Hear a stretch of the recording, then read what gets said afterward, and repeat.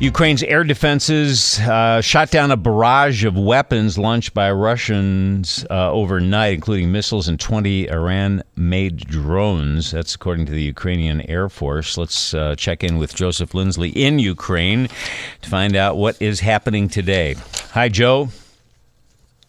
Hey, Bob. Good afternoon from Kharkiv. And I'd say there's a sense of exhaustion here. You know, not long after that NATO summit ended, the Russians began to attack, and through the night there were alarms throughout most of the country, except for Odessa, and strangely here in Kharkiv, which usually is one of the places most often under threat. And there was one fatality in Kyiv from that drone strike. And, you know, as we look at what happened in the NATO summit in Lithuania, there's a feeling, a little bit of abandonment here in Ukraine. People are, not in a despondent sense. People sort of laugh about it. I think they didn't expect much more, and they're very proud of President Zelensky for the fight that he put up there. In response to the NATO summit, the foreign minister of Russia, Sergei Lavrov, said the armed confrontation in Ukraine will continue until the West gives up its plans to preserve its domination and overcomes its obsessive desire to inflict a strategic defeat on Russia at the hands of the Kyiv puppets.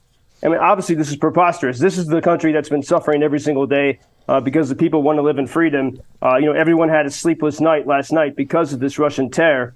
And it has nothing to do with the West. It's about people who want to be free. And I think we could see that even at the NATO summit. You know, if you had to find a Churchillian figure in our time, it's Zelensky. It's not Biden or the leaders of the UK. It's Zelensky and those who stand firmly with Ukraine. And there's a great sense here that NATO's response was, fairly weak. And in trying to explain why NATO sort of communicates the way it does, the UK's defense secretary, Ben Wallace, said, we got to be very practical. We have to persuade the lawmakers in Washington, to support Ukraine. And that's why he said Ukraine needs to be grateful. He was not criticizing Ukraine per se, but he was saying, we have. And when you look at Washington in particular, in order to get support for Ukraine, we have to be very careful. And this is very frustrating, but there was a hearing in Congress on Tuesday, the first day of the NATO summit. And, if we look at those, the Republicans and Democrats who support Ukraine, they wear the Ukrainian colors. Some of them support Ukraine very much, but a lot of them, they vote for packages of spending that make it look like it's much more aid than it really is, as we've talked about a lot. It's actually not $100 billion. A lot of that is valuation of older weapons. But then if you look on the other side, those mainly Republican critics of Ukraine, of support for Ukraine, they accuse, it's a conspiracy theory that they have. They are skeptical of Ukraine because understandably they're skeptical of the wars in Iraq and Afghanistan. They don't trust any administration, and they think that Joe Biden's family made lots of corrupt money in Ukraine. And I was amazed. I just saw a story from Fox News, where I used to work, that was published yesterday, and it quotes this congressional hearing investigating Joe Biden's son, Hunter Biden, for his work with a company called Burisma. And it really astounds me. You have all the resources of Fox News, all the resources of Congress, and they miss such important details. And right now, these details are deadly because these Republicans in Congress are using these very loose allegations as a way to erode support for Ukraine. Everyone here I'm surrounded by standing for freedom. You would think that these are the people that those Republicans, the people who talk about freedom, would love the most, and yet they are abandoned. And what's even worse, they're abandoned with these lies. And you had, for example, Virginia Fox from my home state of North Carolina. She says the sequence of events that led to the firing of Ukrainian prosecutor Viktor Shokin and the subsequent comments by then Vice President Biden in Ukraine raised serious concerns as to what machinations were really at play and were purposely concealed from the American people. But what's amazing is that she does not even look at the sequence of events.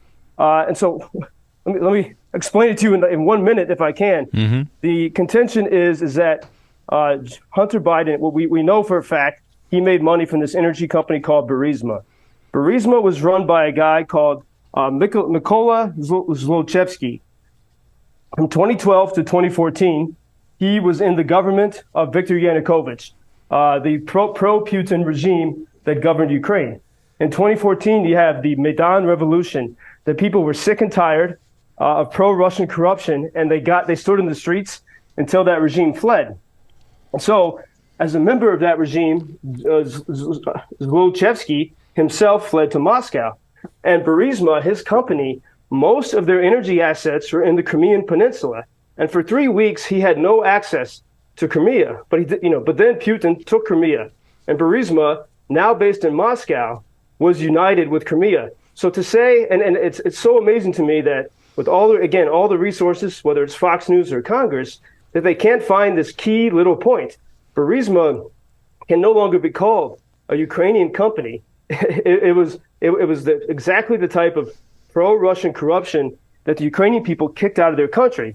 And furthermore, so after Putin took Crimea, a month later, or 2 months later, May 2014, Burisma hires Hunter Biden. And so whatever it was Hunter was working with the Russians, not with the Ukrainians. And then in 2015, well, actually a few months later, in 2014, the new government of Ukraine, now backed truly by the people, began an investigation into Burisma. And then in 2015, Vice President Biden came to Ukraine and demanded that Ukraine change its prosecutor. And this was, we've all heard about this, but I think we've never heard the exact details. And then the other angle of this, during those years, between 2014 and when the pandemic started, there was a Chinese company called Skyrise, and they were trying to purchase Ukraine's top helicopter engine manufacturing company called Motor Seek. And many people in Washington, in our defense industry and at the Pentagon and State Department, did not want the Chinese to get their hands on such an important strategic company. But there was a firm, a consulting firm called BHR, and in that firm the main partners were Hunter Biden and John Kerry's stepson, and they were helping the Chinese company purchase Motor Seek, the Ukrainian firm. And this was Ukrainian court in 2016 tried to stop this, and they said that there was an enemy plot against Ukraine to try to take this key strategic defense company. And finally, definitively in 2020, the judiciary in Kyiv stopped the Chinese firm from taking over Motor Seek. And so what we've seen is, and this is just sort of the tip of the iceberg, but I'm still amazed that I'm one person here that can find these details and this information. And you look at again, Fox News, where I used to work on Avenue of the Americas, that massive media operation that makes $500 million a year, and the Republicans in Congress cannot even bother to look at these details while people here are dying every single day, and they are using these sort of false castigations against Ukraine and against Ukrainians to wither and to weaken support for this country. And so if you can hear some frustration in my voice, it exactly is. And especially as we see, after those 2 days of NATO, what were they talking about? And again, just imagine you're in the Kremlin. Are you more afraid after those 2 days of NATO? It doesn't look like it to me, as we see the Russians, they were kind of quiet for those 2 days. And then last night, they started their reign of terror once again. Your frustration is understandable because you're there, and it's important to hear your take on all this. And I think, Joseph, that those hearings, you see Republicans and Democrats sometimes more interested in the soundbite that's going to play later on the news than they are in getting to the truth. We have a couple of opinions from our listeners. I will get to those tomorrow. I need to get a break in here now and then get to our news update. But it's so important to hear what you think about all this as you're in the middle of it in Ukraine. So we'll continue tomorrow. Thanks very much, Joseph. Thank you for introducing Ukraine on your social media pages.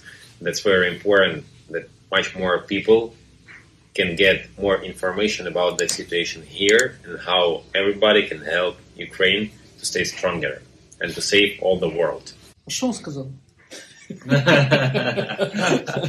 Well, which side are you on? Начите сторони. Come on now. Oh, which side are you on? Начите сторони.